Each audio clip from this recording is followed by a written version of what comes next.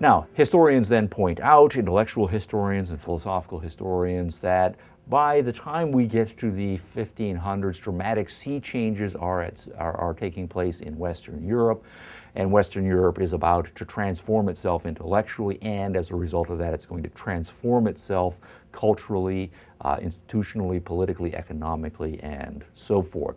That what we find at work is I'm first going to go to the epistemological issues here. There's first a stronger emphasis on the role of reason. We can find the early scientists being much more naturalistic, the philosophers being much more naturalistic in their thinking and using reason to come to understand the natural world. And even within theological circles, as a result of the influence of some of the earlier Greek thinkers through the Thomistic tradition and Thomas Aquinas, the scholastic tradition is using a kind of reason. There's less reliance, rather, even within the religious traditions, on strictly going by mysticism and faith. So what we find is a shift toward reason having more pride of place. And then in stronger forms, we find that reason can and either should work with the senses, or in some more radical cases even be based on the senses. And so we have a much more empirical orientation epistemologically that starts then to emerge. Concurrent with that, we have a rising naturalism, a much greater influence, or rather interest in the natural world, as opposed to the argument that, the traditional argument that the natural world is not particularly worthy of our attention. And this can, of course, come in a variety of forms. We're interested in the natural world because the natural world is God's creation, and so by coming to understand the natural world, we come to understand God. Or we can come to be interested in the natural world in its own right. It's a beautiful place. It's an interesting place. There's all kinds of exciting things to study and to come to know. So we find a rising naturalism and interest in the metaphysical world.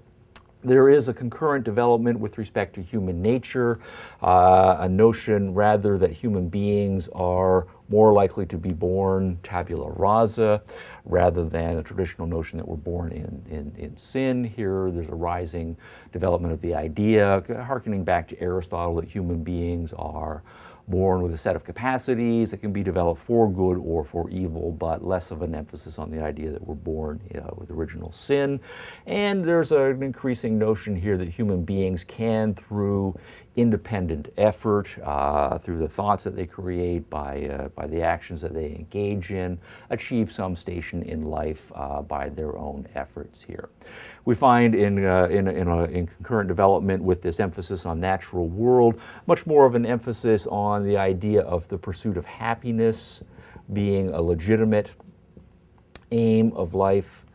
And certainly by the time we get to the 1700s, this language is pretty much everywhere, and it's not accidental then that it becomes an explicit part of the Declaration of Independence, one of the great revolutionary documents of the 18th century and so forth. But the idea that it is legitimate to pursue a certain amount of pleasure in this world, to enjoy one's body, to enjoy various sensuous pleasures, to enjoy the natural world, and that is not necessarily in conflicts with one's spiritual development and one's religious pursuits as well, to the extent that one is religious here.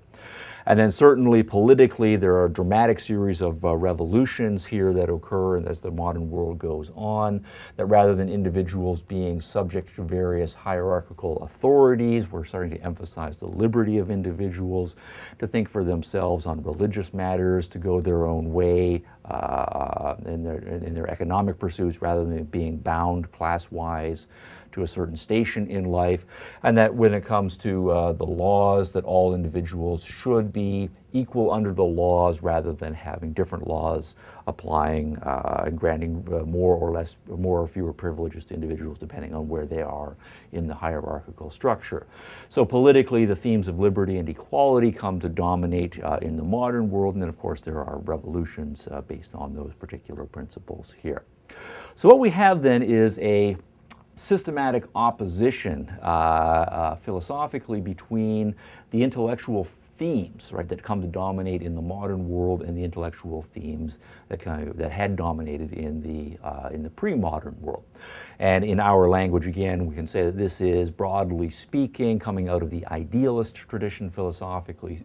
This is coming out of the realist tradition philosophically speaking. And so we have a collision historically being played out in the early modern world. And in the early modern world, it is the realist tradition that comes to the ascendancy, and it's the one that then starts to reshape the world in what we then come to call the modern way of thinking.